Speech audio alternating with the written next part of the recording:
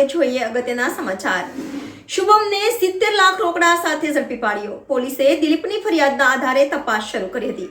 દરમિયાન પોલીસને માહિતી મળી હતી કે પ્રેમી સાથે મળી રૂપિયાની ચોરી કરી ફરાર થઈ જનાર જયશ્રી તેના બાળકો અને પતિને મળવા સુરત આવી રહી છે, જેના આધારે પોલીસે વોચ ગોઠવી જયશ્રીને ઝડપી પાડી હતી। પોલીસે જયશ્રીની સઘન પૂછપરછ કરતા જાણવા મળ્યું હતું કે તેનો પ્રેમી શુભમ સાથે મહારાષ્ટ્રના અકોલા ખાતે રહેતા હતા, જેને લઈ ચોક બજાર પોલીસની એક ટીમ મહારાષ્ટ્રના અકોલા ખાતે પહોંચી હતી અને ત્યાંથી આરોપી પ્રેમી શુભમને 70 લાખ રોકડા સાથે ઝડપી પાડ્યો હતો। NN news Surat.